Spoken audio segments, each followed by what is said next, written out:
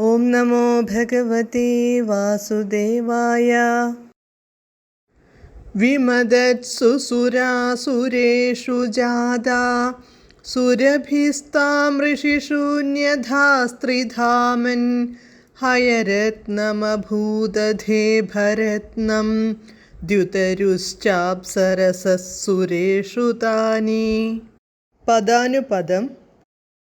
സുരാസുരേഷു ദേവന്മാരും അസുരന്മാരും, വിമദത്സു നന്നായി കടയുമ്പോൾ, സുരഭിഹി കാമധേനു, ജാതാ ഉണ്ടായി, ത്രിധാമൻ അല്ലയോ സർവ്യാപിയായവനെ, ത്വാം അങ്ങ്, കാമധേനുവിനെ, ഋഷിഷു മഹർഷിമാർക്ക്, ന്യധാഹ നൽകി, അധ പിന്നീട്, ഹയരത്നം ശ്രേഷ്ഠമായ കുതിരയെയും, ഇഭരത്നം ശ്രേഷ്ഠമായ ആനയെയും, ദ്യുതരുഹു കൽപ്പകവൃക്ഷവും, അപ്സരസഃ ച അപ്സരസുകളും, ഭൂത് ഉണ്ടായി, താനി അവയെ, സുരേഷു ന്യധാഹ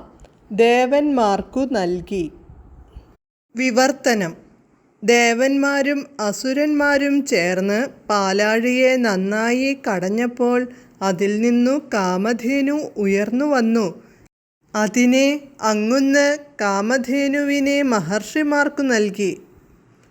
പിന്നീട് ഉച്ചൈസ്രവസ് എന്ന ശ്രേഷ്ഠമായ കുതിരയും ഐരാവതം എന്ന ശ്രേഷ്ഠമായ ആനയും അപ്സര സ്ത്രീകളും ഉണ്ടായി.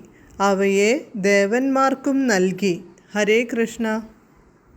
ഹരേ കൃഷ്ണ ഹരേ കൃഷ്ണ കൃഷ്ണ കൃഷ്ണ ഹരേ ഹരേ, ഹരേ രാമ